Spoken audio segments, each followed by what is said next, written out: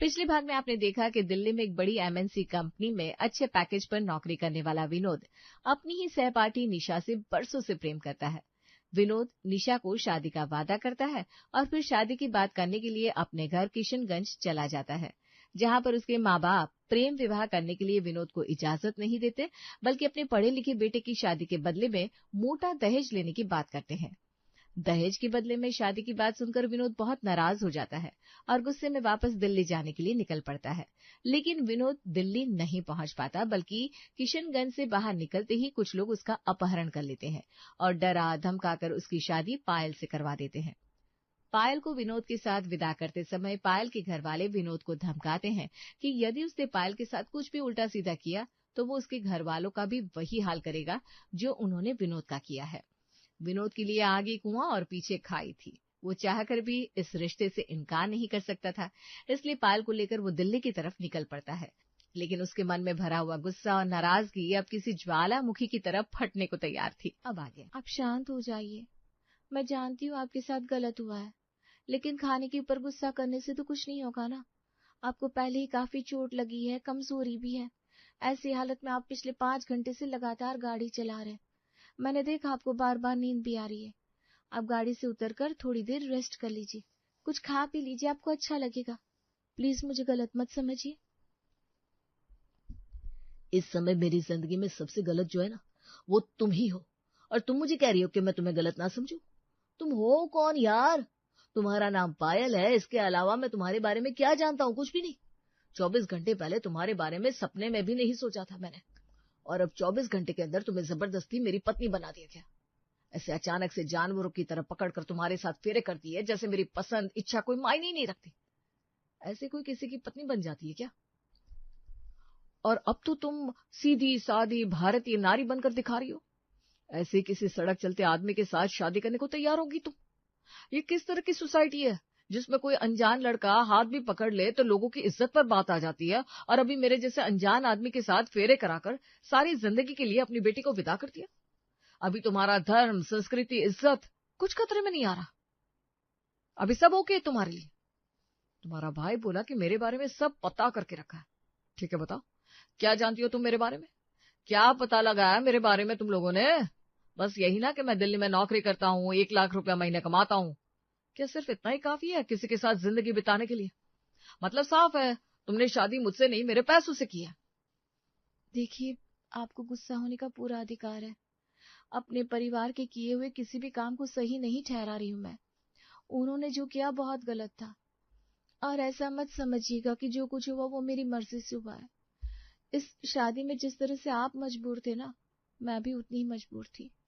लेकिन अब जो हो गया सो हो गया, हम उसे बदल तो नहीं सकते ना। अरे तुम्हारे साथ मैं बात ही क्यों कर रहा हूँ?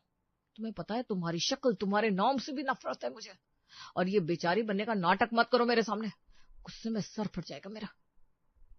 मैं समझ सकती हूँ इस समय आप कैसी मानसिक स्थिति से गुजर रहे हैं। इस समय शायद आपको कुछ भी समझाना संभव नहीं है। आप कुछ भी सोचने समझने की हालत में नहीं है। शायद इस समय मेरा चुप रहना ही बेहतर होगा, लेकिन मैं पूरी कोशिश करूंगी कि अपने प्यार से मैं आपका दिल जीत सकूं। तुम्हारा भाषण हो गया हो तो आकर गाड़ी में बैठो, अभी बहुत लंबा रास्ता बाकी है। विनोद की बात सुनकर पायल चुपचाप जाकर गाड़ी में बैठ जाती है।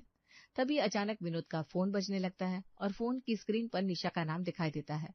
विनोद फोन काट देता है, लेकिन निशा लगातार फोन करती जा रही थी। इतनी देर से फोन बज रहा है, उठा लीजिए ना। किसका फोन है? कोई जरूरी कॉल होगा। तुम्हारी सलाह की जरूरत नहीं है, अपने काम से मतलब रखो। विनोद ने फोन उठाया और कान पर लगा लिया। अरे यार, कहाँ हो तुम? आशीष बता रहा था तुम्हारी मम्मी का फोन आया उसके पास। कह रही थी तुम गुस्से में घर से निकले हो और उसके बाद लगातार फोन नहीं उठा रहे हो। आशीष ने भी तुम्हारा फोन मिलाया, लेकिन तुमने उसका भी फोन नहीं उठाया। आशीष ने मुझे फोन किया और उसके बाद मैं भी सुबह से तुम्हारा नंबर मिला रही हूँ। कहाँ थे तुम? ऐसा क्या हो गया था घर पर जो तुम इस तरह से बिहेव कर रहे हो? इतना इमेच्योर बिहेव करने की क्या जरूरत थी विनोद? जो भी कंडीशन है हम बातचीत करके सॉल्व कर सकते हैं ना। इस तरह से सबका फोन ना उठाना, अचानक से गायब हो जाना। तुम्हें पता भी है हम सब कितना डर गए थे। तुम्हारे पेरेंट्स तो पुलिस में जाने की बात कर रहे थे, लेकिन आशीष ने किसी तरह उन्हें समझाया कि जरूर दिल्ली आने के बाद तुम किसी दोस्त के यहाँ रुक गए होंगे और गुस्से में हो इसलिए फोन नहीं उठा रहे हो। मैं बाद में बात करता हूँ। क्या कहा? बाद में बात करोगे? तुम कुछ समझ रहे हो? यहाँ सबकी जान निकली पड़ी है और तुम ऐसे बात कर रहे हो जैसे कुछ हुआ ही नहीं। ठीक ठीक बताओ, हुआ क्या है? तुम्हारे माँ पापा ने हमारी शादी के लिए इनकार कर दिया, यही ना? इस बात से इतना अपसेट होने की क्या जरूरत है? विनोद, हम तो पहले से जानते थे हमारे पेरेंट्स का क्या रिएक्शन आने वाला है, और उनका ऐसा रिएक्शन देने के बाद हमें क्या करना है। सब कुछ तो प्लान किया ना हमने, फिर ऐसा रिएक्शन देने का क्या मतलब है? मैंने कहा ना, मैं ड्राइव कर रहा हूँ, 4 घंटे में दिल्ली पहुंचूंगा, फिर बात करता हूँ। मतलब अभी भी तुम दिल्ली नहीं आए हो? फिर हो कहाँ थे पिछले 24 घंटे से? For God's sake, Nisha, leave me alone. बोला ना आ रहा हूँ। इतना कहकर विनोद ने फोन काट दिया, लेकिन निशा विनोद की आवाज की कंपकपाहट, गुस्सा और बेबसी पहचान चुकी थी। कुछ ठीक नहीं है, विनोद कभी भी ऐसे रिएक्ट नहीं करता। जरूर कुछ तो बहुत बड़ी बात हुई है, लेकिन वो कुछ बोल क्यों नहीं रहा है? आखिर कहाँ था ये लड़का? हुआ क्या है इसके साथ? निशा ने सबसे पहले फोन करके आशीष को विनोद से बात होने की जानकारी दी, और फिर आशीष ने विनोद के घर पर फोन करके सबको आश्वासन दिया कि विनोद बिल्कुल ठीक है और दिल्ली पहुंच गया है, ताकि वो लोग भी निश्चिंत हो जाए। विनोद ने दिल्ली पहुंचकर पायल को अपने घर में छोड़ा और खुद कपड़े बदलकर बाहर निकल गया। बहुत थकान हो रही है, भूख भी लगी है। विनोद को भी भूख लगी होगी, बस गुस्से में कुछ कह नहीं रहा है। सबसे पहले कपड़े बदलकर खाना बना लेती हूँ, कुछ देर में आते होंगे। पायल जल्दी जल्दी कपड़े बदलती है, रसोई में जाकर खाना बनाने के बाद आशीष का इंतजार करने लगती है। दूसरी तरफ विनोद को कुछ समझ में नहीं आ रहा था कि आखिर वो क्या करे, किसे अपना सच बताए, कैसे निशा को फेस करे। रात घेर आई थी। पायल घर पर खाने के लिए विनोद का इंतजार कर रही थी। इंतजार करते हुए चेयर पर बैठे ही उसकी आंख लग जाती है। रात के तकरीबन 1 बजे विनोद घर लौट कर आता है।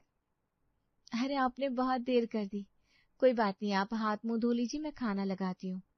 कोई जरूरत नहीं ये सब करने की। तुम्हारे आने से पहले भी खाना खाता था मैं, खुद बनाना भी जानता हूँ और सर्व करना भी। अपने काम से मतलब रखो। आप नाराज मत होइए ना, मैंने खाना रख दिया है, आप खुद से सर्व करके खा लीजिए। क्या एक नंबर की गंवार औरत हो तुम, जब देखो तब खाना खाना खाना। खाने के अलावा और कुछ समझ में नहीं आता क्या तुम्हें? यहाँ जीने की कोई इच्छा नहीं हो रही और तुम्हें बस खाना नजर आ रहा है। इतना कहकर विनोद अपने कमरे में जाकर लेट जाता है और पायल सोफे पर सो जाती है।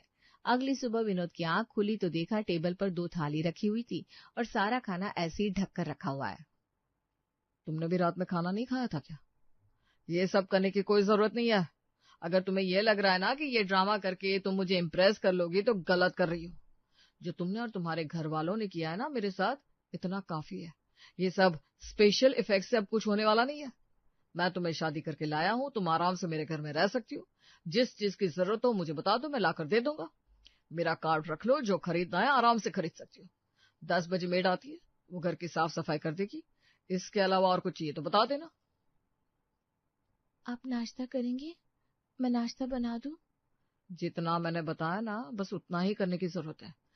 अपने काम से मतलब रखो, मेरे ज्यादा करीब आने की जरूरत नहीं है, क्योंकि तुम्हारा गुंडा भाई मुझे शादी करने के लिए मजबूर कर सकता है, प्यार करने के लिए नहीं। और इस जन्म में मुझे तुमसे कभी प्यार नहीं होगा, याद रखना। विनोद की बात सुनकर पायल की आंखों से आंसू लुढ़क आते हैं। क्या कहा? आपका बेटा सरकारी दफ्तर में चपरासी है? 15 लाख चाहिए आपको? काहे? चपरासी बनने में कौन सा डिग्री लगी है जिसके बदले में 15 लाख मांग रहे? देखिए बहन जी, समझाइए अपने बेटे को।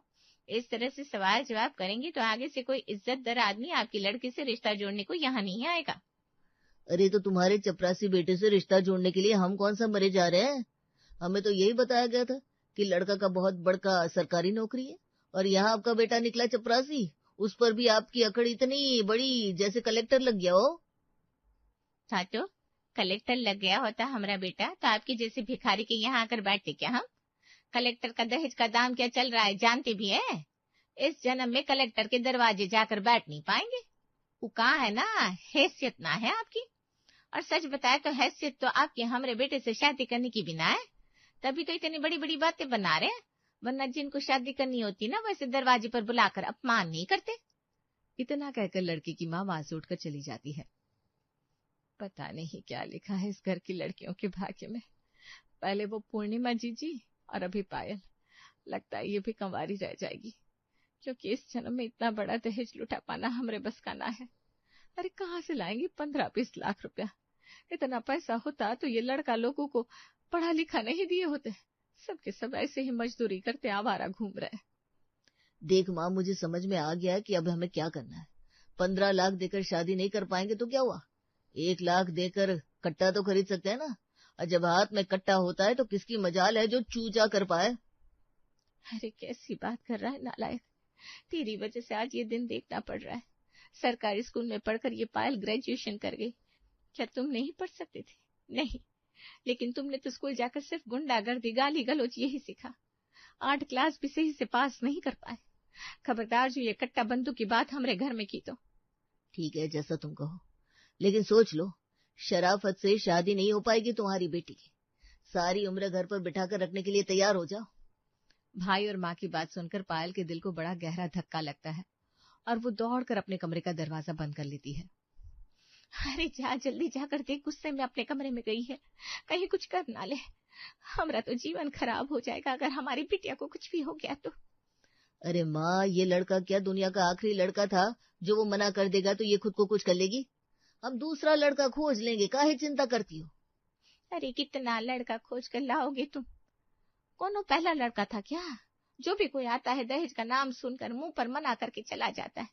उसका सब्र टूट गया है। अब कितना दिन ऐसे ही शोकेस में सजकर लड़के वालों के आगे पेश होती रहेगी। देख पायल, खबरदार जो आज की बात कुछ भी ऐसा वैसा सोचा तो। अरे मैं वादा करता हूँ तेरी शादी मैं करवाऊंगा, और वो भी गांव के सबसे ज्यादा पढ़े लिखे लड़के से। माँ, तुमको अपनी बेटी प्यारी है या अपने आदर्श? अरे भाड़ में गया ये आदर्श। अब तो ब्याह होकर रहेगा। हम लड़का पकड़ कर लाएंगे, जबरन उसके फेरे कराएंगे, और फिर उसे पायल को अपनी पत्नी मानना ही पड़ेगा। ये कैसी बात कर रहे हो भैया? ऐसे कैसे किसी को भी उठा कर ले आओगे आप और जबरदस्ती मेरी शादी कर दोगे? ये तो गलत है ना, मैं इस तरह से शादी नहीं करूंगी। शादी तो अब ऐसे ही होगी। एक शब्द और मुंह निकला तो तू मेरा मरा मुंह देखेगी। शरीफ घर की लड़कियों की तरह गर्दन झुकाकर बस शादी की तैयारी कर, बाकी सब हम देख लेंगे। लेकिन भैया ये सब क्या कह रहे हो आप? बात समझा देना अपनी बेटी को। अब यही इसकी किस्मत है। अगर दहेज ना सही तो जोर जबरदस्ती ही सही, लेकिन हमारी बहन की शादी अच्छे घर में होकर रहेगी। आज के दिन शायद मुझे कभी भैया की इमोशनल बातों में आना ही नहीं चाहिए था। गलती तो मेरी है ना, मैं गलत का विरोध नहीं कर पाई और खुद इस गंदे खेल का हिस्सा बन गई। जो गलती मैंने की है, अब शायद सारी जिंदगी विनोद की नाराजगी बर्दाश्त करना ही उसका प्रायश्चित होगा। विनोद को दिल्ली आए कई दिन बीत गए थे, लेकिन अभी भी वो निशा से न मिलने के बहाने बना रहा था। 3 दिन बाद आखिर निशा घर पहुंच जाती है। निशा, तुम्हें यहाँ आने से पहले फोन करना चाहिए था, अचानक कैसे चली आई? अच्छा, मैं कब से फोन करके तुम्हारे यहाँ आने लगी? और तुम ये बताओ कि तुम मुझे इग्नोर क्यों कर रहे हो? मैं कल मिलता हूँ तुमसे, अभी तुम जाओ, काफी रात हो रही है। अरे हुआ क्या है, तुम साफ साफ क्यों नहीं बता रहे हो? और मुझे घर के बाहर से वापस भेज रहे हो। अंदर आने के लिए तो कह सकते हो ना। तुम तो ऐसे बिहेव कर रहे हो जैसे मुझे जानती ही नहीं हो। निशा की आवाज सुनकर पायल कमरे से बाहर आती है और दरवाजे पर एक लड़की को खड़े देखकर उसके कदम ठिठक जाते हैं। कौन है ये लड़की और तुम्हारे साथ यहाँ क्या कर रही है? डोंट टेल मी विनोद कि तुम मुझे चीट कर रहे हो। मुझे अभी भी अपनी आंखों पर भरोसा नहीं हो रहा। ये सच नहीं हो सकता। जैसा तुम सोच रही हो वैसा कुछ भी नहीं है। मैंने तुम्हें बोला ना, मुझे सब कुछ एक्सप्लेन करने का मौका दो। मैं कल तुम्हें मिलता हूँ और सारी बातें डिटेल में बताता हूँ। ये सही समय नहीं है बात करने का। अब तो जो भी बातें होंगी ना, यही होगी। मुझे अभी के अभी सब कुछ जानना है। मेरी जिंदगी का मजाक बना कर रख दिया तुमने। तुम्हारी चिंता में दिन रात मरी जा रही हूं मैं, और तुम यहाँ पता नहीं कौन लड़की है इसके साथ आराम से सो रहे हो। अरे यार, कोई रिश्ता नहीं है मेरा इस लड़की के साथ, ना आज है ना कभी होगा। फालतू की बातें बंद करो। बस ये एक अजीब सी सिचुएशन की वजह से हो रहा है, और मैं पिछले कुछ दिनों से इस सिचुएशन से बाहर निकलने के कोई तरीका ही ढूंढ रहा हूँ। इतना कहकर विनोद किशनगंज से लौटते समय उसके साथ हुई सारी घटना के बारे में निशा को बताता है। क्या बात कर रहे हो? कमाल के इंसान हो यार। इतनी बड़ी बात हो गई और तुमने मुझे बताया तक नहीं। कि इतना कमजोर है हमारा रिश्ता, और इस शादी को तुम शादी समझ रहे हो क्या?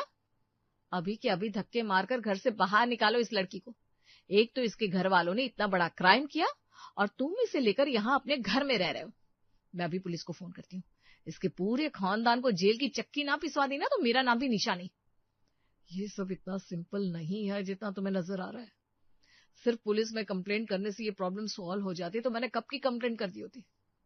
बहुत चालाकी से मेरी शादी का फोटो, वीडियो, यहाँ तक कि कागज पर साइन तक ले लिया इन्होंने। और इतना ही नहीं, उसके बाद भी मुझे धमकी दी है कि अगर मैं पुलिस में गया या मैंने इसे अपनी पत्नी मानने से इनकार किया तो गांव में मेरी फैमिली को कुछ भी कर सकते हैं। और मेरा यकीन मानो, बहुत खतरनाक लोग हैं ये। वाकई मेरी फैमिली के साथ कुछ भी कर देंगे। मैं ही जानता हूँ कैसी सिचुएशन में मैंने पायल के साथ शादी करने के लिए हाँ बोला था। बस उस समय को दोबारा याद नहीं करना चाहता। अगर तुम पुलिस में कंप्लेंट करने के लिए तैयार नहीं हो, इसका मतलब तुमने इस लड़की को अपनी पत्नी स्वीकार कर लिया है। कैसे पागलों जैसी बात कर रही हो तुम? मुझे इस लड़की के साथ 1 मिनट रहना मंजूर नहीं है और तुम उसे मेरी पत्नी बता रही हो। मैं कभी भी इस लड़की को अपनी पत्नी होने का दर्जा नहीं दूंगा। मुझे नफरत है इसके नाम से, इसकी शक्ल से, इसकी शख्सियत से। बस इस समय शांति से सोचकर समस्या का कुछ हल निकालना चाहता हूँ और तुमसे भी यही उम्मीद करता हूँ कि तुम भी मुझे थोड़ा समय दोगी। मुझे बहुत डर लग रहा है विनोद। सब कुछ बिखरता हुआ सा नजर आ रहा है। हमने कितने सपने देखे थे, ये तो सोचा ही नहीं था कि ऐसा कुछ भी हो सकता है हमारे साथ। सोचा तो मैंने भी नहीं था, लेकिन आज की सच्चाई यही है। उसे स्वीकार करेंगे तभी इस परिस्थिति से निकलने के बारे में सोच सकेंगे। वैसे तो अभी तक इसने एक अच्छा इंसान होने का नाटक किया है, लेकिन फिर भी इसकी अच्छाई पर मुझे तिनके भर भी भरोसा नहीं है। आखिर ये भी उसी परिवार की है जिन्होंने मेरा अपहरण किया था, इसलिए तुम्हारा उसकी नजरों में आना ठीक नहीं है। मेरे परिवार पर तो खतरा बना ही हुआ है। मैं नहीं चाहता कि वो खतरा तुम तक भी पहुंच जाए। खुद को सेफ रखना और कोशिश करना कि आगे से पायल की नजरों में तुम ना हो। ठीक है, मैं जा रही हूँ। अपनी किस्मत पर आंसू बहाती निशा वापस लौट गई थी और इधर विनोद भी बेचैनी में एक एक पल बिता रहा था। और दूसरी तरफ थी पायल, जो 7 फेरे लेकर, मांग में सिंदूर सजाकर विनोद के साथ आ जरूर गई थी। लेकिन क्या सिर्फ मांग में सिंदूर भर लेना एक रिश्ते की पहचान होती है? कहानी आगे क्या मोड़ लेगी ये जानने के लिए आपको कहानी का अगला भाग देखना होगा।